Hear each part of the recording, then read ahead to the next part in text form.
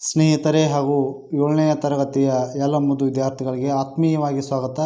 ಈ ಒಂದು ತರಗತಿಯಲ್ಲಿ ಲೆಗ್ ಟ್ರ್ಯಾಪ್ ಅಂದರೆ ಕಾಲಿನ ಬಲೆ ಈ ಘಟಕದ ಎಕ್ಸಸೈಸ್ ಕ್ವೆಶನ್ ಆನ್ಸರನ್ನು ಮತ್ತು ಗ್ರಾಮರ್ ಪಾಯಿಂಟನ್ನು ಇವತ್ತು ಅಧ್ಯಯನ ಮಾಡೋಣ. ಇದುವರೆಗೆ ತಾವು ನನ್ನ ಚಾನಲ್ಗೆ ಸಬ್ಸ್ಕ್ರೈಬ್ ಆಗದೇ ಇದ್ದರೆ ಸಬ್ಸ್ಕ್ರೈಬ್ ಆಗಿ ಲೈಕ್ ಮಾಡಿ, ನಿಮ್ಮ ಫ್ರೆಂಡ್ಸ್ಗೆ ಶೇರ್ ಮಾಡಿ. ಈಗ ನೇರವಾಗಿ ಈ ಯೂನಿಟ್ಗೆ ಸಂಬಂಧಿಸಿದಂಥ ಕ್ವೆಶನ್ ಆನ್ಸರ್ಗೆ ಹೋಗೋಣ. ಮೊದಲೇದು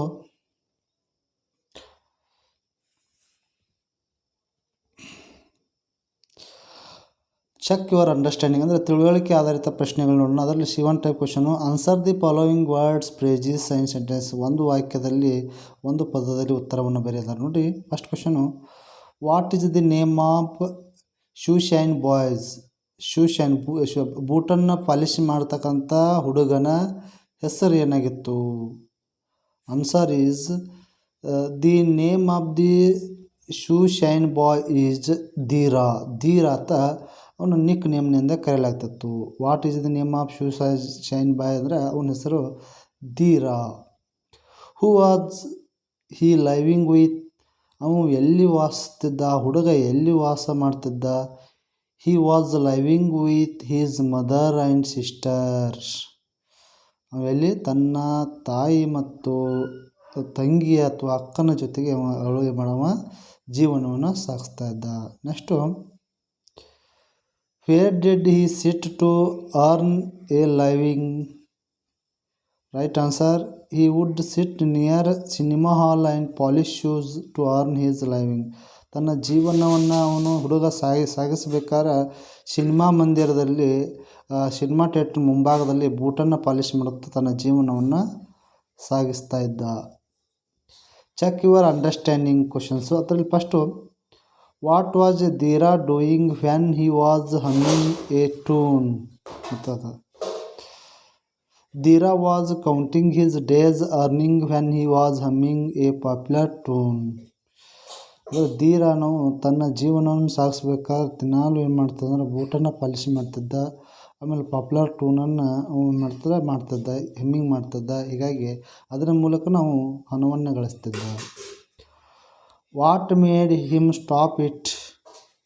Dheera overheard that the thief just robbed and escaped from the jewellery shop made him to the stop. ಅಂದರೆ ಧೀರಾ ಏನು ಮಾಡ್ತಿದ್ದ ಅಂದರೆ ಒಬ್ಬ ಕಳ್ಳ ಸರಗಳ್ಳ ಅಂದರೆ ಬಂಗಾರವನ್ನು ಮಾಡ್ತಕ್ಕಂಥ ಸರಗಳನ್ನು ಓಡ್ತಕ್ಕಂಥ ತುಡುಗನನ್ನು ಒಬ್ಬ ಏನು ಮಾಡ್ತಾವ ಹಿಡಿದು ತಡೆ ಹಿಡ್ತಾ. The passer by gave Dheera 3 pieces of news. There were, first one, a thief just robbed. Second one, that thief escaped from the jewelry shop. Third one, he stole a good necklace. Now check your understanding question. First one, who stopped Dheera from going to the shop? ಶಾಪ್ಗೆ ಹೋದಾಗ ಧೀರಾ ಯಾರನ್ನು stop ಮಾಡ್ತಾ ಅಂತ ಕೇಳಿದ್ರು. ನೋಡಿರಿ, the customer stop Dheera from going to the shop.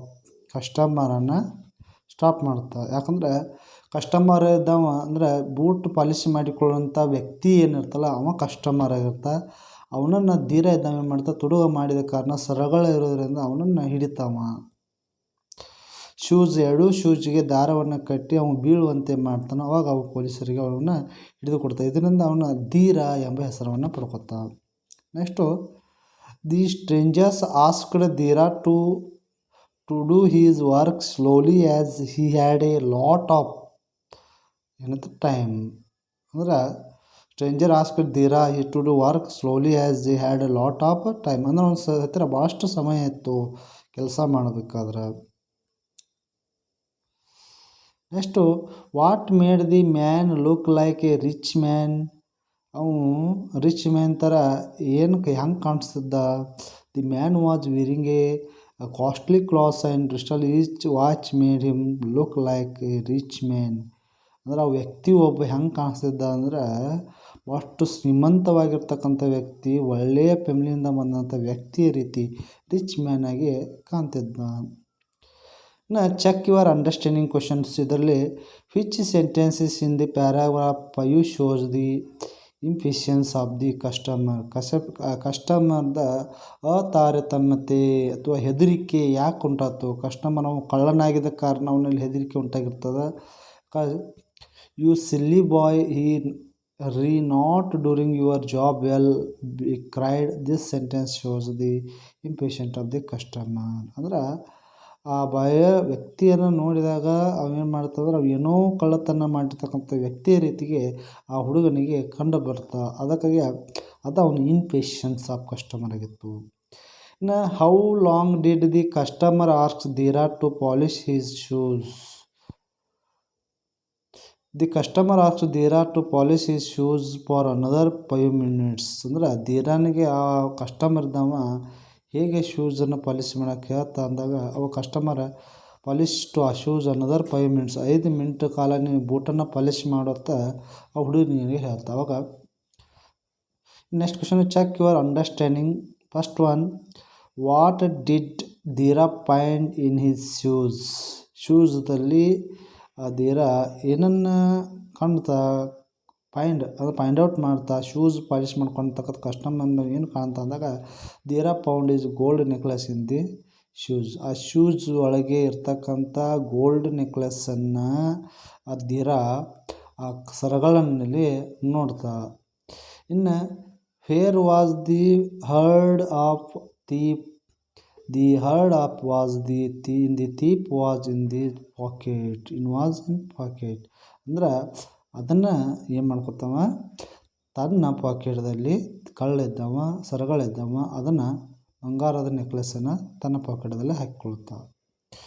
How did Dheera make the thief fall.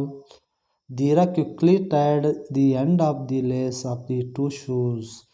2 ಕಾಲುಗಳಿಗೆ ಹಾಕಿರ್ತಕ್ಕಂಥ ಶೂಸ್ಗಳ ಟೈಯನ್ನು ಲೇಸನ್ನು ಕಟ್ಟಿಬಿಡ್ತಾ. ಕಟ್ಟಾಗ ಅವಾಗ the thief try to walk. Thief ಇದ್ದ ಸರಗಳಿದ್ದಾವ ಓಡುತ್ತಿರುವಾಗ ಈ ಪೆಲ್ ಆನ್ ಹಿಸ್ ಫೇಸ್. ಅವು ಸಡನ್ನಾಗಿ ಬೀಳ್ತಾ. ಇದರಿಂದ ಕಳ್ಳರು ಅವನನ್ನು ಹಿಡಿದುಕೊಂಡು ಹೋಗ್ತಾ. ಪೊಲೀಸರು ಅಂಥ ಸರಗಳನ್ನು ಹಿಡಿದುಕೊಂಡು ಹೋಗಲು ಈ ಧೀರ ಸಹಾಯವನ್ನು ಮಾಡ್ತಾ. ನೆಕ್ಸ್ಟು 2 or 3 sentences ಕ್ವೆಶನ್ಸ್ ನೋಡೋಣ.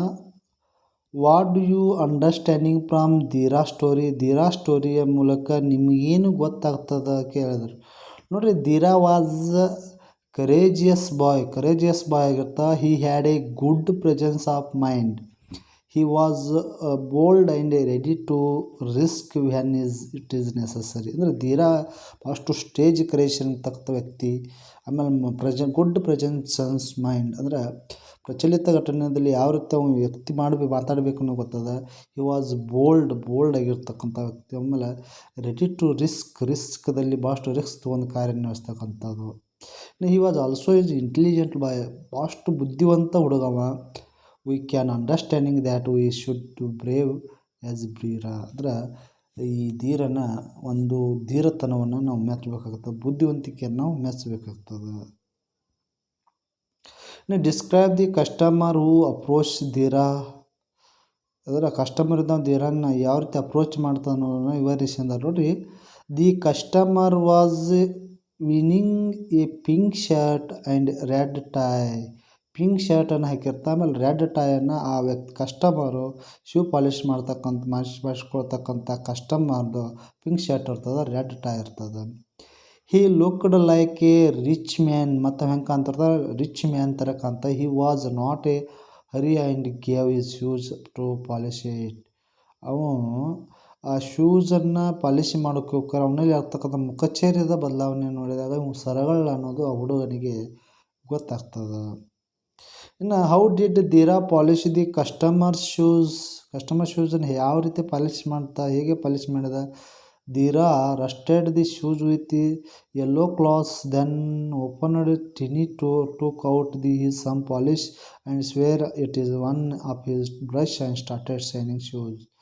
ತನ್ನ ಬ್ರಷನ್ನು ತೆಗೆದುಕೊಂಡು ಶೈನಿಂಗ್ ಬರುವ ಹಾಗೆ ಆ ಯೆಲ್ಲೋ ಕ್ಲಾತ್ಸನ್ನು ತೆಗೆದು ಅದನ್ನು ಓಪನ್ ಮಾಡಿ ಅದನ್ನು ಟಿನ್ನಿದಿಂದ ಪಾಲಿಶನ್ನು ಮಾಡ್ತಾ, ಸ್ವಚ್ಛವನ್ನುಗೊಳಿಸ್ತಾ. ಇನ್ನು why did Dheera concentrate on polishing ಮಾಡಬೇಕಾದ್ರೆ ಧೀರಾ ಯಾವ ರೀತಿ ಕಾನ್ಸಂಟ್ರೇಷನ್ ಮಾಡ್ತಿರ್ತಾ. ನೋಡಿ Dheera was disturb by customer complaints. ಕಸ್ಟಮರನ್ನು ಕಂಪ್ಲೇಂಟನ್ನು ನೋಡಿ ಧೀರ ಭಾಳ ಡಿಸ್ಟರ್ಬ್ ಆಗ್ತಾ. He thought that customer must be an influential man and he would complain about his policeman, so concentrated his attention on polishing the shoes. ಆ ಹುಡುಗ ಶೂಸನ್ನು polish ಮಾಡುವಾಗ ಆ customer ಮುಖಚರ್ಯ ನೋಡಿ ಪೊಲೀಸರು ಒಬ್ಬ ವ್ಯಕ್ತಿ ಸರಗಳನ್ನ ಹುಡುಕುತ್ತಿರುವಾಗ ಅಬ್ಸರ್ವೇಷನ್ ಮಾಡಿದ. ಈ ಹುಡುಗ ಏನು ಮಾಡ್ತಂದ್ರೆ ಪೊಲೀಸರಿಗೆ ಆ ಸರಗಳನ್ನು ಕೊಡ್ತಾ ಬುದ್ಧಿವಂತಿಕೆಯಿಂದ ಹಿಡಿದುಕೊಡ್ತಾ. How was Dheera rewarded and honoured for his bravery. ಧೀರನ ಮಾಡಿರ್ತಕ್ಕಂಥ ಕೆಲಸಕ್ಕೆ ಯಾವ ರೀತಿ ಅವಾರ್ಡನ್ನು ಕೊಡ್ತಾರೋ, ಹಾನರ್ ಮಾಡ್ತಾರೋ. Dheera was praised for his presence of mind ಇರ್ತದೆ. He was also rewarded by ಪೊಲೀಸಿಂದ ನಾವು ಏನು ಮಾಡ್ತಾರೆ ರಿವಾರ್ಡನ್ನು ಪಡೆದುಕೊಳ್ತಾ. ಆಮೇಲೆ ಜ್ಯುವೆಲರ್ಸನ್ನು ಹಿಂದಿರುಗಿಸ್ತಾ. He was honoured by him medal for bravery at the he school. ಅವನ್ನ ತನ್ನ ಸ್ಕೂಲಲ್ಲಿ ಇದರ ಕಾರಣ ಒಂದು ಮೆಡಲನ್ನು ಕೊಡಲಾಗ್ತದೆ. Next discuss with your partners and answer. Is Dheera's attempt to trap and thief the best one. Give reasons for your answers.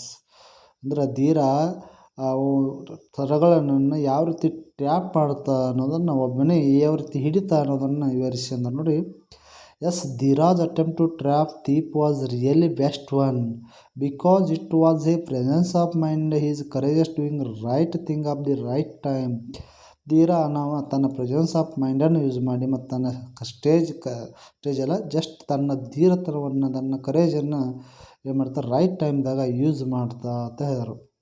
So he just succeed the in his attempt. ತನ್ನ ಕೆಲಸದಲ್ಲಿ ಅವನು ಏನು ಮಾಡೋದು ಸಕ್ಸೀಡ್ ಆಗ್ತಾ ಸರಗಳನ್ನು ಹಿಡಿಯೋಕೆ ಸಕ್ಸಸ್ಸನ್ನು ಪಡ್ಕೊತಾ. ಇನ್ನು how did Dheera help the police to catch the thief. Dheera ಟೈರ್ಡ್ the ends of the lace of two shoes and thief made him to fall and he was not able to walk. ಧೀರ ಏನು ಮಾಡ್ತಂದ್ರೆ shoes ಎರಡು ಟೈರನ್ನು ಕಟ್ತಾ ಲೆಸ್ಸನ್ನು ಕಟ್ಟಿದಾಗ ಥೀಪ್ ಕಳ್ಳನಿದ್ದ ಸರಗಳಿದ್ದವ ಭೂಮಿಗೆ walking ನಡೆಯುವಾಗ ಬೀಳ್ತಾ. ಇದರಿಂದ so it was very easy to ಅಂದರೆ ಪೊಲೀಸರು ಅವನನ್ನು ಕ್ಯಾಚ್ ಮಾಡೋಕ್ಕೆ ಭಾಳ ಸುಲಭ ಆಯಿತು. ಆಮೇಲೆ ಧೀರ ಹೆಲ್ಪ್ ಟು ಪೊಲೀಸ್. ಧೀರ ಇದ್ದಾವ ಪೊಲೀಸರಿಗೆ ಈ ರೀತಿ ಸಹಾಯವನ್ನು ಮಾಡ್ತಾ. ಇನ್ನು do you agree that it takes courage to do the right thing. Discuss keeping Dheera as an example.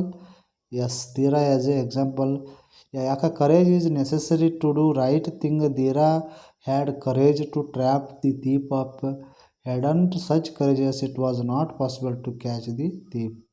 ಅಂದರೆ ಆ ಹುಡುಗನ ಧೀರ ಎಂಬ ಹುಡುಗನ ಸ್ಟೇಜ್ ಕ್ರೇಸನ್ನು ನಾವೆಲ್ಲ ಮೆಚ್ಚಬೇಕಾಗ್ತದೆ. ಯಾಕಂದ್ರೆ ಆ ಸರಗಳನ್ನು ಯಾವ ರೀತಿ ಹಿಡಿಬೇಕು ಅನ್ನೋದು ಒಂದು ಬುದ್ಧಿವಂತಿಕೆಯನ್ನು ಮೆಚ್ಚಬೇಕಾಗ್ತದೆ.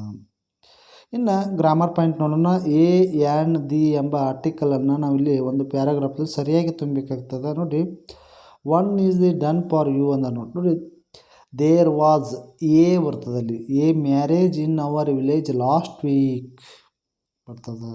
ಯಾಕಂದ್ರೆ ಒಂದು ಮದುವೆ ಅಂದಾಗ ಈ ಸೆಂಟೆನ್ಸ್ ನೋಡಿದಾಗ ಒಂದು ಮದುವೆ ಒಂದು ಅನ್ನೋಕೆ ಏನು ಯೂಸ್ ಮಾಡೋಕ್ಕಾಗ್ತದೆ. The bridge groom and the bridge groom ಸ್ಟಾರ್ಟಿಂಗಲ್ಲಿ ವರ್ಡ್ ಯೂಸ್ ಮಾಡ್ಬೇಕಾದ್ರೆ ಅಲ್ಲಿ ದಿ ಅನ್ನು ಹೇಳ್ಬೇಕಾಗ್ತದೆ. ದ ಬ್ರಿಡ್ಜ್ ಗ್ರೋಮ್, ಬ್ರಿಡ್ಜ್ ಅಲ್ಲ bride groom and his friends went around the ಆಗ್ತದೆ. The village in an old ಅದ ಓಲ್ಡ್ ಅಂದಾಗ ಉಚ್ಚಾರ ಓ ಬರಲ್ಲ, ಅದಕ್ಕಾಗಿ an old cart drawn by an old horse. The cart fell into a ditch. We managed to pull the people out. The bridegroom was hurt out, but the others were unhurt. The bridegroom went through the wedding with a bandage on his forehead. ಇನ್ನು fill in the blanks with suitable articles use ಮಾಡೋದು ನೋಡಿ. Once there was a ಆಗ್ತದೆ poor merchant. He had a small shop. He sold bananas and other thing in his shop. One day ಡ್ಯಾಶದಲ್ಲಿ an old man came his shop.